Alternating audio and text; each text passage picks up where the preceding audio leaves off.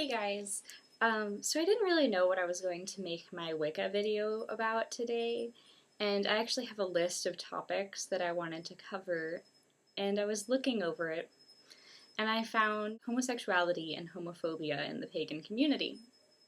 And the only reason I decided to make this one today was because yesterday we had a Circle of Solitaries meeting, and we actually ended up talking about it for a while, and it was just kind of an interesting conversation, and we covered more about it than I actually thought there was to cover. Not many people are aware of the homophobia in the pagan community. They assume that all pagans are kind of like the Wiccans that they're going to meet, and they'll be like, oh, anything's valid as long as it's meaningful to you and it feels right to you, and accepting of differences and things like that, which in theory makes sense in the pagan community, the being accepting of differences. But that's not the way it works all the time. It's logical, so it'd be silly if it was applicable to everyone. And of course, with such a diverse community, as paganism tends to be, it's going to be impossible to have everyone agree on anything, let alone such a heated issue of homosexuality. It also doesn't help within most of Neo-Wicca and New Occult practices that the founders were homophobic. That's partially because of the time they were in, and partially because, and I'm going to get flack for this, some of them were self-hating homosexuals. At least that's the theory, especially since Crowley spent most of his free time seducing the men in his groups and dressing as a woman and things like that, and there's nothing wrong with that, except that he was homophobic. Some of the homophobia that's deep-seated in the religious practices, especially among traditionalists in Wicca, and I'm not saying all traditionalists are homophobic, but there is a larger majority of traditionalists than, like, DRWs or Neo-Wiccans that are going to be homophobic, or at least base their homophobia on religious reasons. But Gardner was also homophobic, and that, I think, is more due to the time that he was in. But we talked about how there's a lessening of homophobia, it feels like, in the pagan community as we grow away from traditionalism. And again, that's not a good or bad thing that we're growing away from it and adapting to times. I personally think adaptation in religion is a good thing, but there are some that are going to take a more traditional viewpoint and say that we should at least stick to some parts of what was originally founded, and that has merit. But the homophobia, in a sense, does need to be let go. The other reason that traditionalists will take a more homophobic stance sometimes is because of their view of gender and energy. Now, I guess theirs is more sex and energy rather than gender, because sex is your actual anatomy, and gender is what you feel, I believe. I might get those definitions wrong, but that's how I'm going to refer to them in this video. Traditionalists will take a sex view.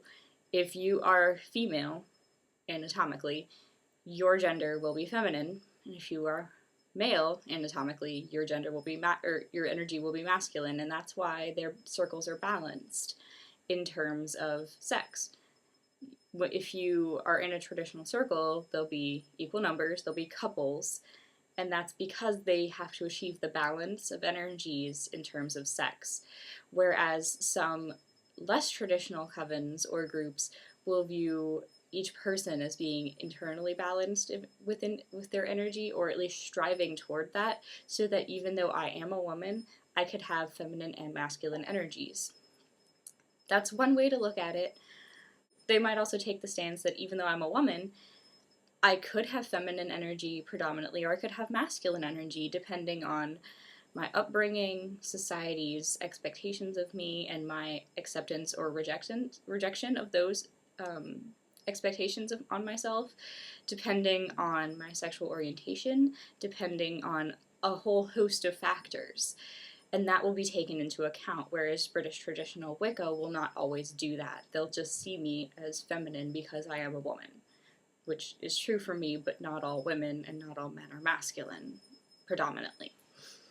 So it's something to take into account in your solitary practice too, to make sure that it's balanced in terms of energies, because though it may take me longer to access masculine energies than it would take a man, I can still do it. I am not completely restricted to feminine energies. I could draw down, well, that's confusing, but if I were going to draw down the sun as being a solar, like, male deity,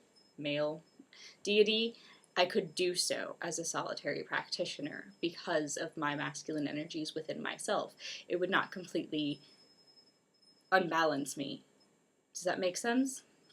Traditionally, it's usually a man that will draw down the sun because it's a solar male deity, and a woman who would draw down the moon because it's a lunar female deity.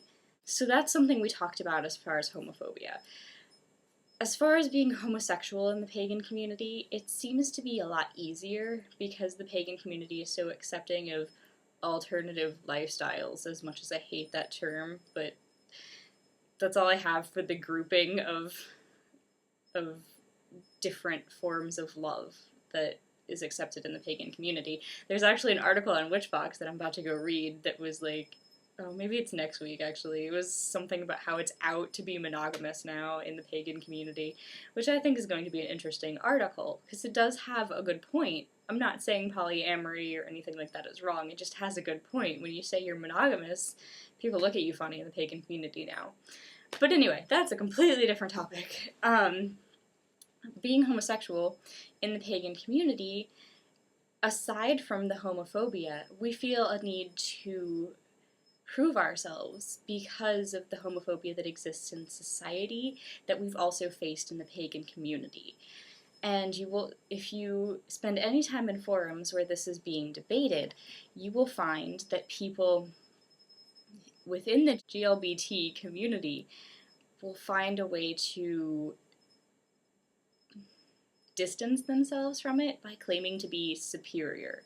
At least that's how it's seen by a lot of people, and even though I'm part of the GLBT community, I see it as claiming to be superior.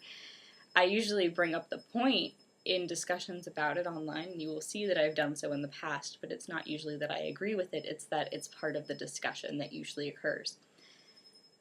If it's brought up, someone will somewhere down the line say that being gay or lesbian means that you are more balanced in your gender energies than a straight person. Because a straight person, if it's a straight female, will be more in tune with feminine energies and a male will be in tune with masculine.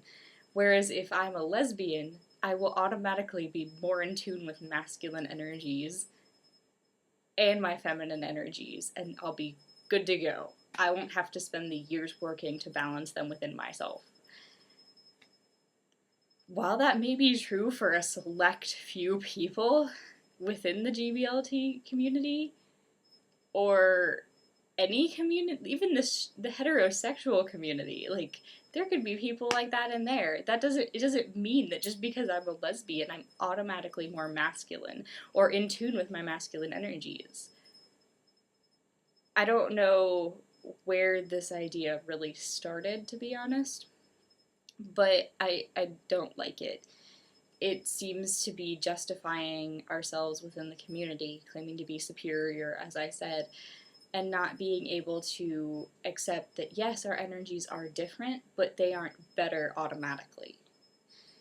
And accepting what we do bring to the community rather than trying to distance ourselves from it. So that's my bit about homosexuality and homophobia in the pagan community.